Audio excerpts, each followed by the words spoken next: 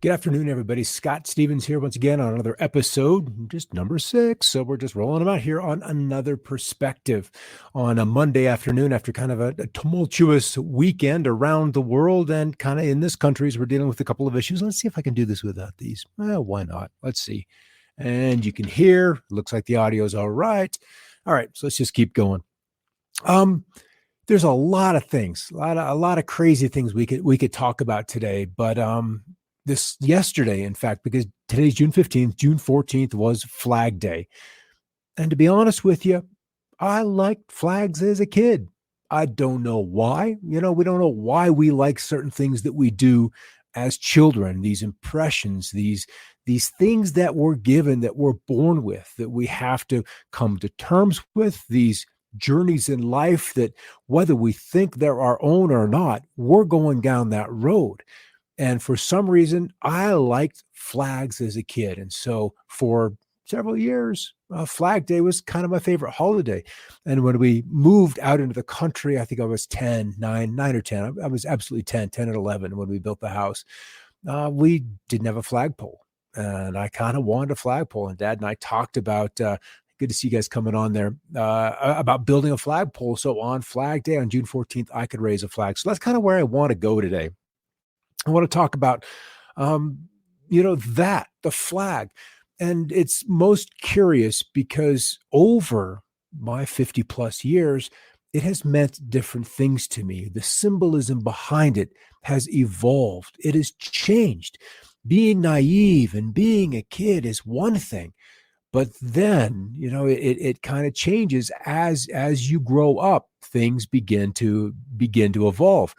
So let's see if I'm just doing, so yesterday was Flag Day, and being where I live, that is not a thing. There's no parades. There's nothing like that to celebrate or to honor Old Glory or the flag itself. It just doesn't happen here in the community I am.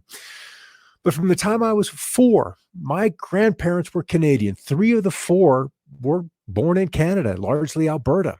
So when they would come visit, and at this point in time, I was living in Pocatello, Idaho, they would bring their flags, and Grandpa would have a Canadian flag on his radio mast, on his radio antenna. And I just thought that was the coolest thing ever. And so Mom said he gave me the flag one time. So I needed a little pole to put the thing on so I could wave it. So they would bring me flags from Canada to go with my American flags. And Mom's writing at the bottom of the letter, I still like flags, 1970. And I was, all of 4 years old at the time. And there's me, with the American flag, just kind of proud and waving the thing. And this was all during the Vietnam War, something that I had no idea was going on. But nevertheless, I kind of liked flags, but it's been a journey.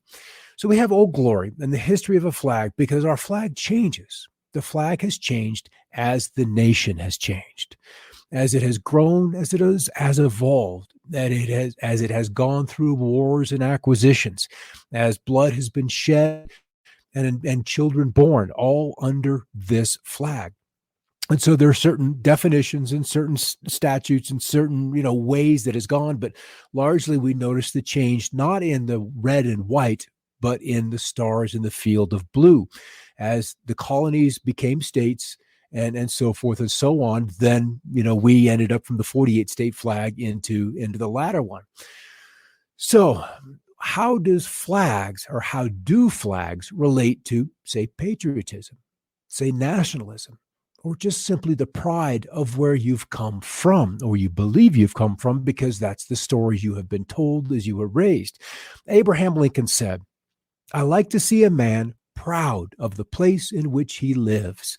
I like to see a man live so that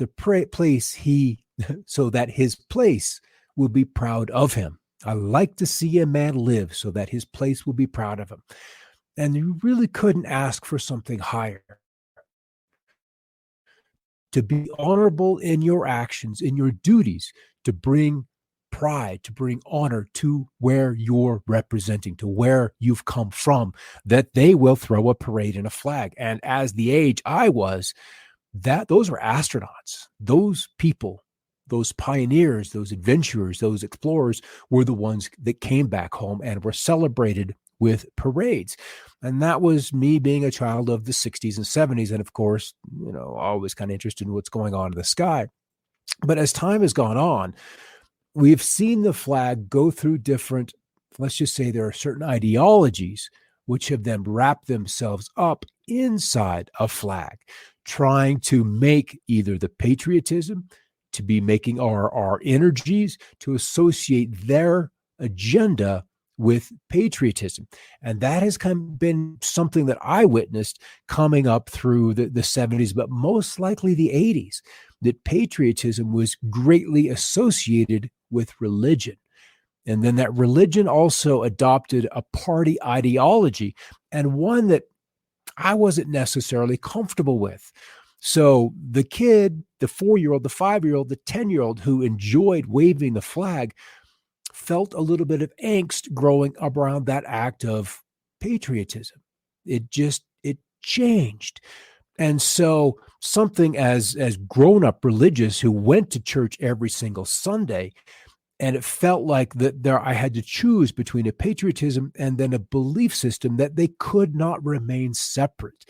And that is a right, or an ideal, shall we say, that was enshrined inside the Constitution, the separation of church and state, that they shall not mix. And I felt that there was, no, I didn't think, I knew, I absolutely knew that there was something not right that was happening. So patriotism, so says Mark Twain, is the supporting your country all the time and your government when it deserves it. And I believe in my 20s, that's what I was having trouble doing, separating the actions of those who were wrapping themselves in the flag and their version of patriotism from the government, because they were using that patriotism to co-opt one of the two-party system and then assert their agenda, their religious agenda, through the state mechanism of government.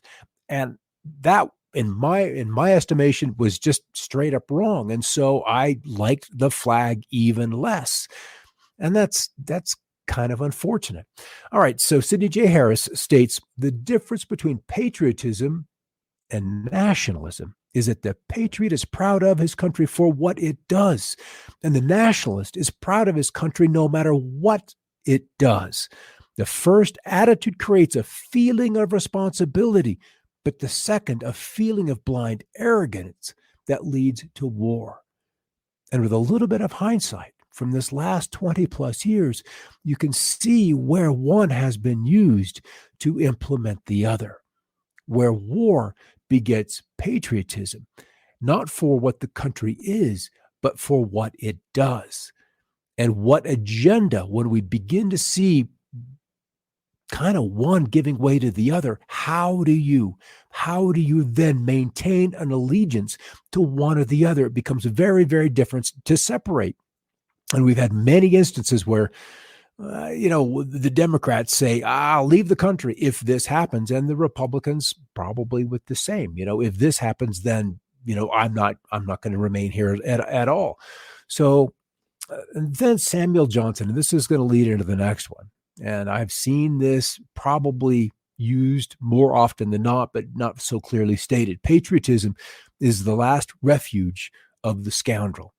And the other quote I was kind of looking for was, patriotism is the last tool of the despot. So it's your last cry of your population in the call to action to go down a road which largely, in unstressful times, if you're not in an economic crisis, if you're not on the verge of war, these actions would not be taken because A, they're not moral, they're not legal, and you in your own common sense simply wouldn't go down that road. But when a nationalistic fever is whipped up time and time again, day after day, print of the paper, broadcast of the news, time after time, then you get wrapped up in this fever, and in that intellectualism, rationality, logic, these things that we use to keep ourselves out of trouble, get us into trouble, just like that. All right, so there we are, patriotism coming out of the Nazism, and that is a nationalistic fever, and nobody doubts that at this point in time.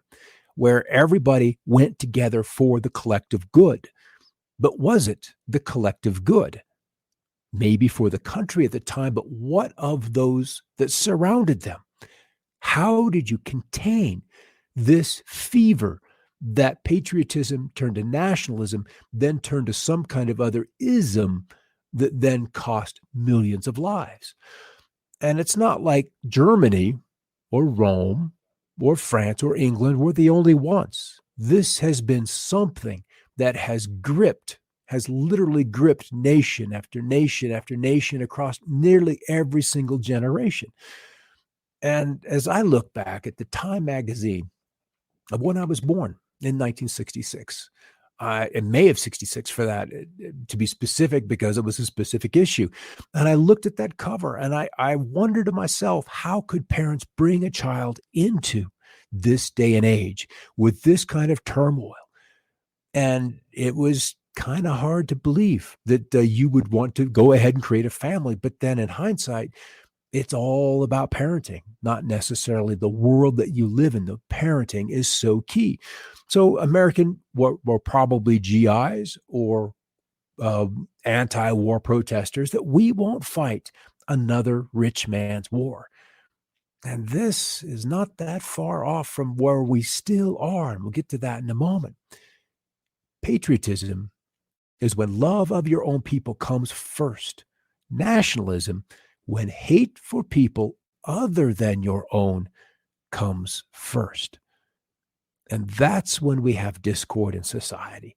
That's when we have mobs. That's when we have rioting, because we've lost the ability to see your other citizens, to see your neighbors, to see people of another party, another color, another income class, to see other people, period, as something other than what they are. And that is your true brothers and sisters.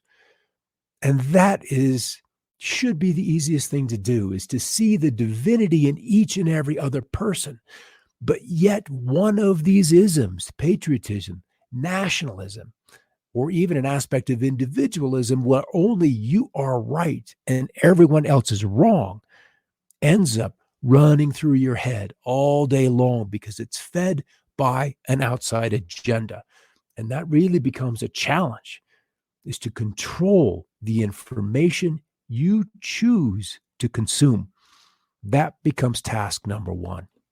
All right, patriotism is your conviction that this country is superior to all others because you were born in it.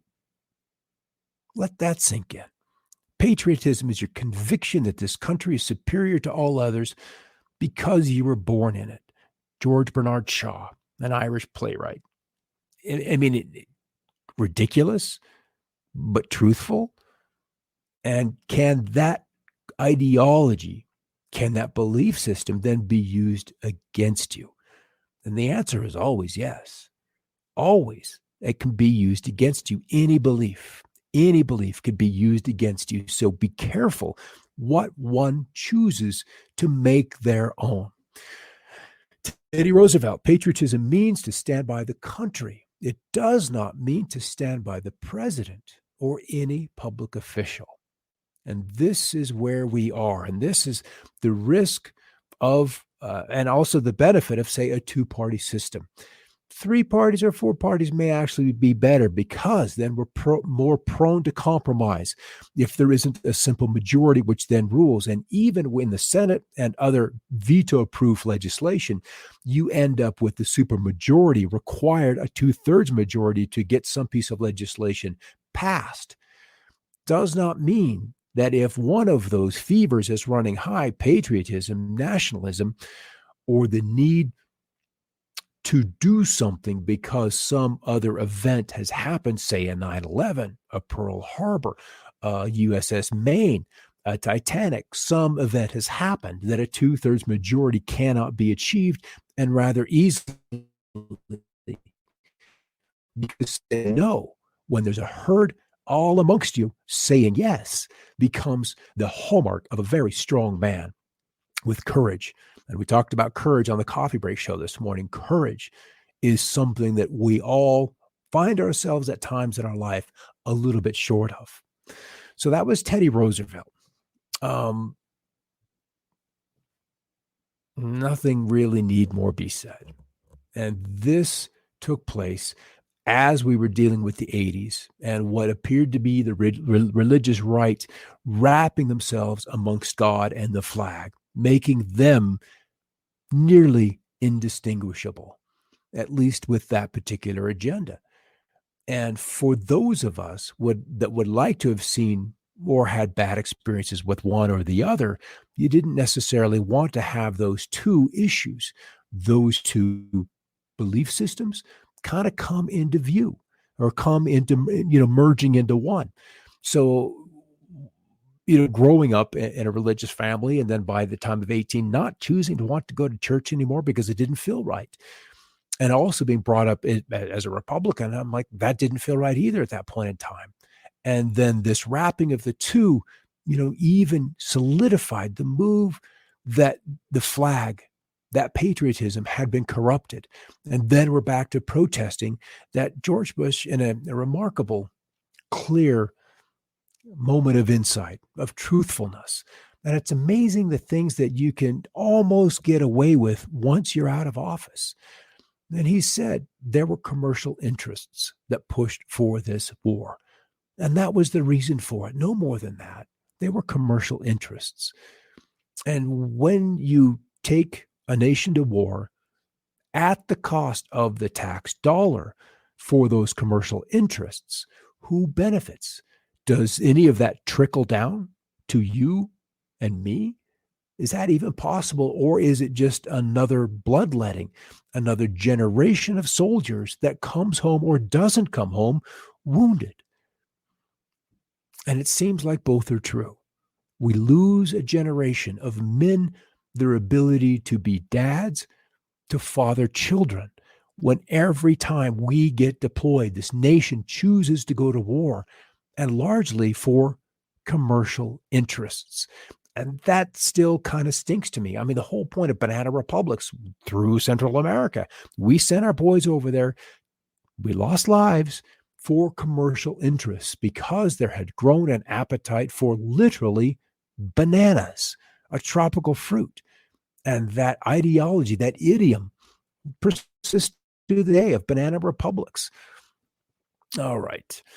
When asked by a lady, well, doctor, what have you got, a republic or a monarchy? A republic, if you can keep it, stated Benjamin Franklin. And that's the truth. A republic, if you can keep it. We believe and have been repeatedly told that we are a democracy, but that is not true. We've never been a democracy. And they knew, the founding fathers knew, that we could never survive as a democracy. Because in democracies, like we see on social media now, what rules? The mob. The mob will rule. Someone can whip up a cause, real or not, and create, formulate, gather a mob.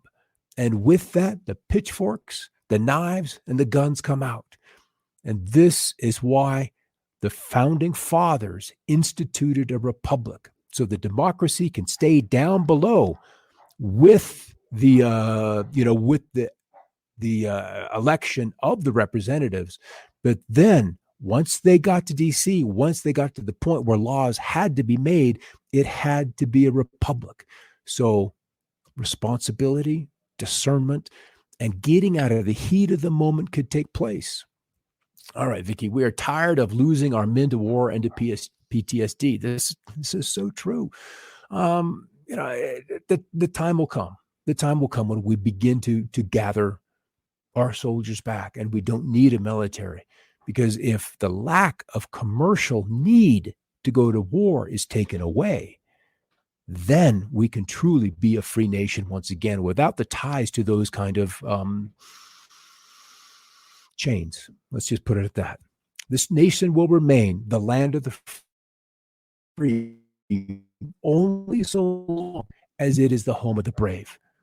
Can you see now where, when you see those injustices, not in mob rule, but to stay apart from the mob, because the mob exists for a reason, and it only exists to affect an agenda.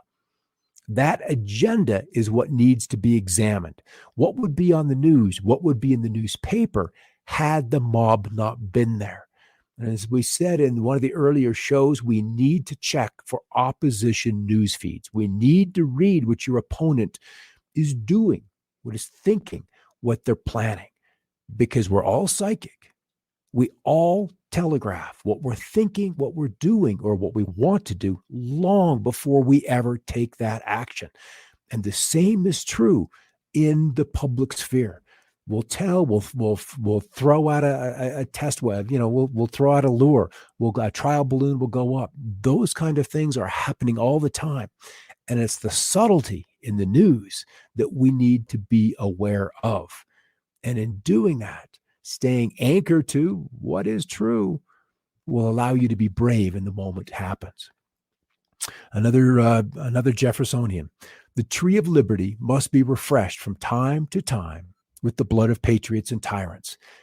It is its natural manure. And this was stated in 1878, also on November 13th. And they had just gone through that war which founded this nation, and we'll get to that moment, that Declaration of Independence. We'll look through that in a moment. But that was the beginning. They had finally broken the bonds with England and said, enough. The time has come when we need different leadership. We need to follow in different steps. But back to Flag Day. Our flag does not fly because the wind moves it. It flies with the last breath of a soldier who died protecting it. We're all born in very special places and times. All of us with a purpose, a reason to be here, to stand up in times that are not easy. Because if life were easy, we wouldn't grow. If there were no pain, we wouldn't change. If it was easy, nothing would change. And we all know that change is what we need. But how do you go about doing that? How does that happen? And so something else that kind of fits into this, and this becomes the third part of what we're dealing with, and that's pride. Pride is a spiritual cancer that devours families, destroys marriages, divides churches, and corrupts government. And what brings about pride? And it's the simple unwillingness to admit that you might be wrong, that the course of action that one has taken, whether it's an individual, a city, a nation, might be wrong. And so whether it was right or wrong, pride keeps us in that groove, because a groove already once laid down is the easiest path to follow. And so we're unwilling to make that change because we're afraid to be wrong. And that is simply what pride does. It works for a while, but at some point it has to be let go of so that something greater, something more profound, something more enriching can come into your sphere.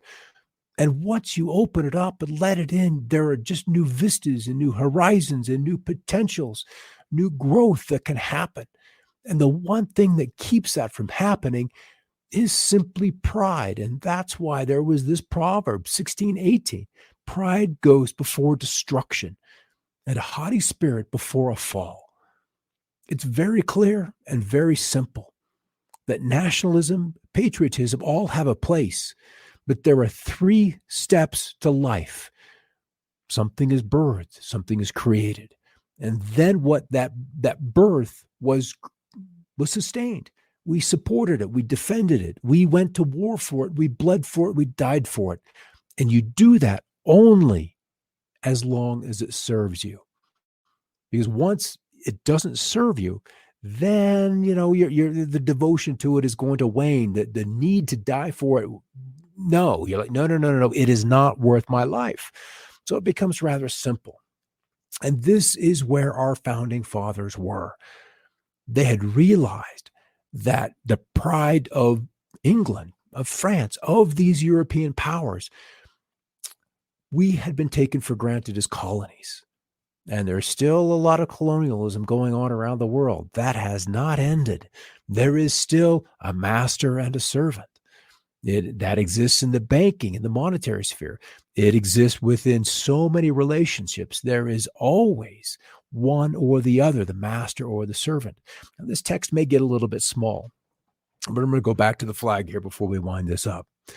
Old Glory stands for freedom and equality for all. The flag was carried by Union soldiers during the Civil War in a fight to abolish slavery. The flag of Lincoln was considered a great honor to be chosen to carry the flag in battle. The soldier was unarmed and knew they would most certainly die, as did most who fought, but understood that the fight, that their lives was worth the cost, an act of self-sacrifice. They believed in something greater than themselves. To them, the flag represented a symbol of freedom, of hope, of equality, and prosperity.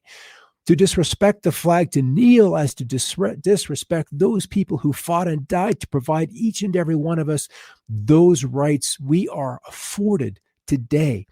Old Glory knows not what color skin carries her, only that for which it stands, one nation under God, indivisible, with liberty and justice for all, to free from oppression. Freedom is never more than one generation away from extinction. We did not pass it on to our children in the bloodstream, meaning it's not genetic. It has to be earned to be kept.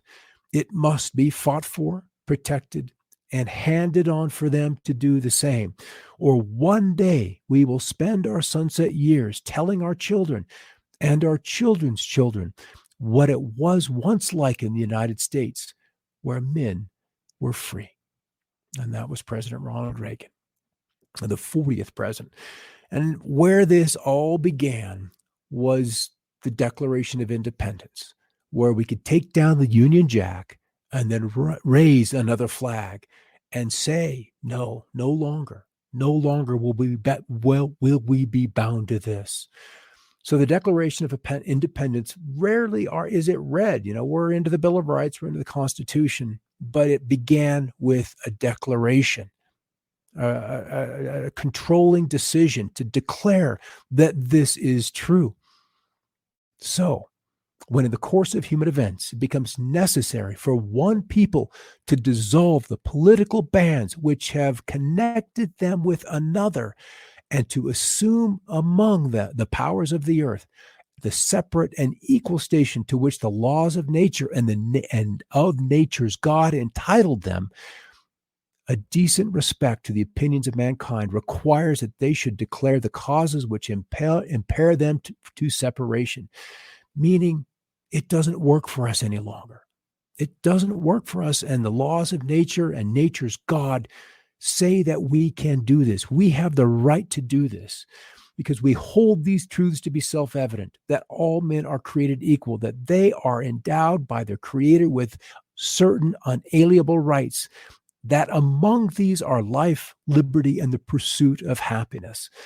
That to secure these rights, governments are instituted among men, deriving their powers from the consent of the governed. That whenever any form of government becomes destructive to these ends, it is the right of the people to alter or abolish it, and to institute new government, laying its foundation on such principles and organizations, and organizing its power in such form as to them shall seem most likely to affect their safety and happiness. Prudence indeed would dictate that governments long established should not be changed for light and transient causes, and accordingly all experience hath shown that mankind are more disposed to suffer while evils are sufferable than to right themselves by abolishing the forms to which they are accustomed. But when a long train of abuses and usurpations pursuing its object evinces a design to reduce them under absolute despotism, it is their right, it is their duty to throw off such government and to provide new guards for their future security. Such has been the patient sufferance of these colonies, and such is now such is now the necessity which constrains them to alter their former system of government. They knew they had reached the end. They knew they had reached the end to which the previous government could take them, that to remain in that allegiance with Britain, with London, that it would keep the colonies from becoming all they could be. And every people at every day should be able to say no, that you are inhibiting our freedom, our rights, our ability to be all we can be. So this is where we are. Where are we in this, with this nation so divided that we have an old guard, an old group of statesmen, and we've got a president now that may or may not, really depending on where you are, on this in this spectrum of patriotism. Have we gone down to the tool where we've got a despot in the White House, or is it patriotism?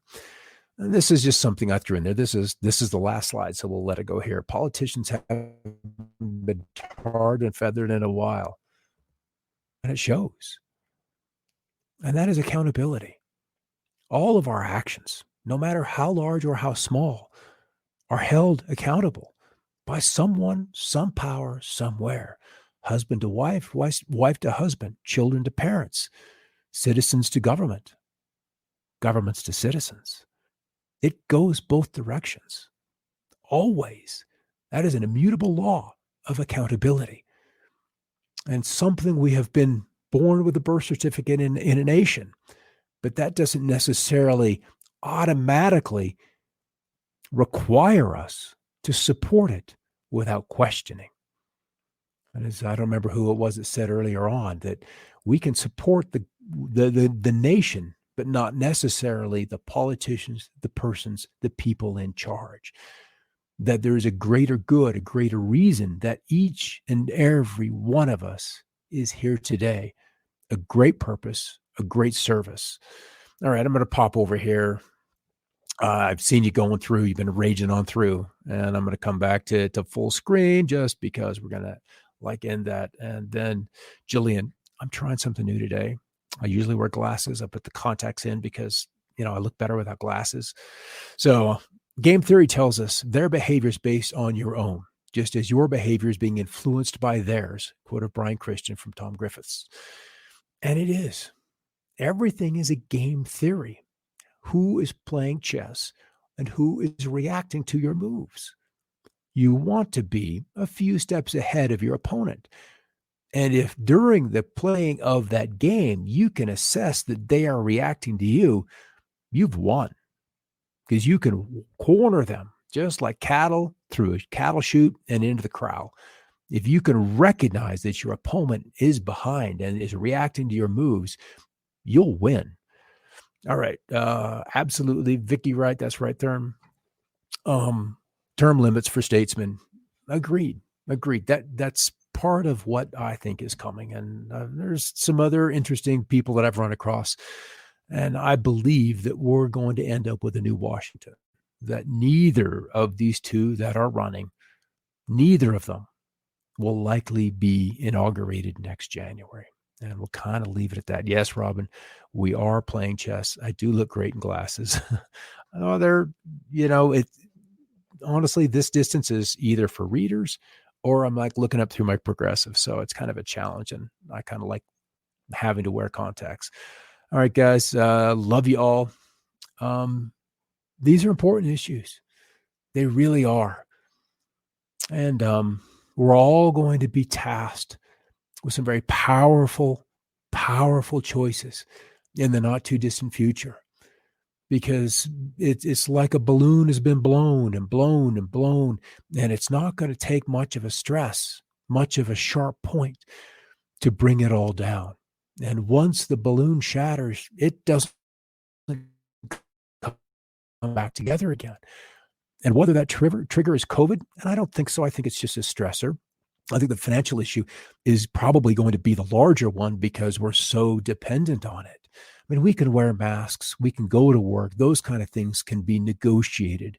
I mean, if we truly understood what was going on with the virus, we'd take appropriate action and we'd just get on with it. Or we would just get the hydroxychloroquine and some Z-Pak and some zinc, and it would all just be over the counter, and we could just put the virus thing behind it. But I really think the financial thing is going to be the big challenge. The other are these random black swans that just show up. Random black swans, whether it's an earthquake, something else. And one of the things we're going to be talking about is how to survive this, because there are so many moving parts. How do you sink, or why do you sink, versus how do you swim? And that's a topic we'll be coming up with a couple of times, and I'll probably have Vicky on. I see you over there, Vicky. We're working on a project for you all, so we'll get that up there, and there will be several. You're so right. And Risa, good to see you there. Happy with your new little addition to the family. Good to see that little guy around. All right, everybody. Black swans. Yeah, they're kind of for a guy who likes disaster movies. Black swans, honestly, are kind of exciting. They mix things up.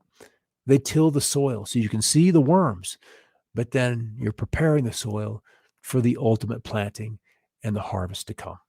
All right, everybody, take care. I'll see you on Wednesday for another look at another perspective. And yeah, that's when it'll be. All right, everybody, take care.